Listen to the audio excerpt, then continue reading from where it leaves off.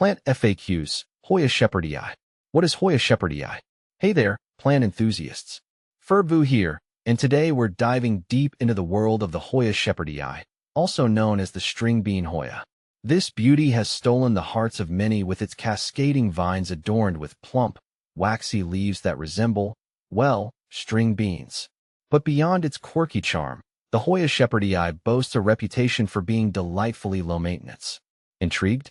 If you're considering welcoming this botanical wonder into your home, this guide will answer all your burning questions and equip you with the knowledge to nurture it to flourishing health. See more 566 species in genus Hoya at monsteraholic.com. Light, bright, and indirect, please.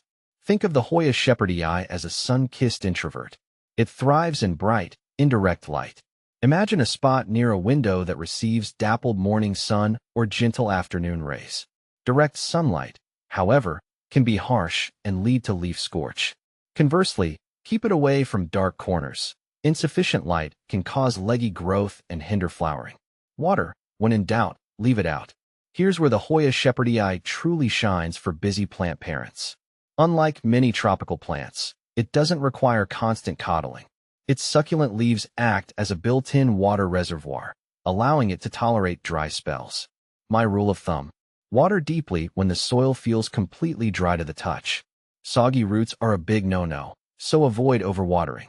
Soil: think drainage, drainage, drainage. A well-draining potting mix is paramount for a happy Hoya shepherdii. Opt for a blend specifically designed for cacti or succulents. You can even create your own by mixing regular potting soil with perlite or orchid bark for added drainage. Potting up, choose wisely. When selecting a pot, consider the plant's size and growth habit. Opt for a pot with drainage holes that's just slightly larger than the root ball. Terracotta pots are a great choice as they allow for good air circulation and prevent root rot. Repotting is only necessary when the plant outgrows its current container. Humidity, not essential, but appreciated. While the Hoya shepherdii can tolerate average household humidity, it thrives in a slightly more humid environment. Grouping it with other plants or using a pebble tray filled with water can help create a more humid microclimate. However, don't stress if this isn't feasible. Your plant will still adapt just fine. Fertilizer: a light touch does the trick. During the growing season, spring and summer, a monthly dose of diluted, balanced fertilizer is sufficient. Opt for a water-soluble formula specifically designed for houseplants. Remember, less is always more when it comes to fertilizing Hoyas. Common concerns: let's troubleshoot. Drooping leaves: this can indicate underwatering. Give your plant a thorough drink and allow the excess water to drain completely. Yellowing leaves: this could be due to several factors: underwatering, overwatering, or insufficient light. Assess your watering habits and adjust accordingly. Ensure it receives ample indirect light. No blooms: be patient. Flowering in Hoyas can be temperamental. Providing bright, indirect light, consistent watering, and occasional fertilization can encourage blooms. However, some Hoyas simply take longer to mature and flower. Hoya shepherdii versus Hoya carnosa. Both the Hoya shepherdii and Hoya carnosa, commonly known as the wax plant, are popular houseplants with similar care requirements. However, there are some key differences. Leaves: Hoya shepherdii, elongated, oval-shaped, with a waxy texture. Hoya carnosa, ovate or rounded, fleshy leaves. Growth habit: Hoya shepherdii, primarily a vining plant. Hoya carnosa can be bushy or vining. Flowers: Hoya shepherdii, small, star-shaped, with a sweet fragrance. Hoya carnosa, clusters of small, waxy blooms in shades of pink or white. Ultimately, the choice between these two Hoyas boils down to personal preference. Hoya shepherdii versus Kentiana. My Hoya shepherdii is a climbing champion. Those long, lush leaves love to sprawl and reach.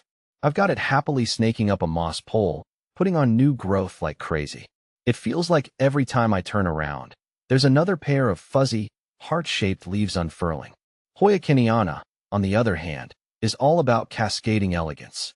My friend has one overflowing from a hanging basket, the leaves a stunning, deep green. It's definitely more of a relaxed grower, happy to drape and display its beauty. Hoya shepherdii versus Longifolia. I must clarify that there seems to be a misunderstanding in your statement. Hoya longifolia and Hoya shepherdii are distinct species within the Hoya genus and are not the same plant. Hoya longifolia is a separate species with elongated leaves that belongs to the Asclepiadaceae family. It is indeed suitable for hanging baskets, as its long stems gracefully drape down, adorned with leaves. Hoya shepherdii versus Wayetii. There's no denying the majestic leaves of my Shepherdii. They're these big, beautiful things that make quite a statement. But sometimes, a more petite plant is just what you need. That's where Hoya Wayetii comes in. It's got this adorable, compact vibe, with smaller, rounder leaves that pack a serious punch of charm. Both are fantastic Hoyas, but for different reasons. Shepherdii makes a bold statement, while Wayetii brings a touch of whimsy to any shelf. The final word, a rewarding companion. The Hoya shepherdii is a true gem for plant enthusiasts seeking a low-maintenance, visually striking addition to their indoor space. With its cascading vines, plump foliage, and fragrant blooms, with a little patience, it's sure to become a cherished companion in your home. So, give this botanical beauty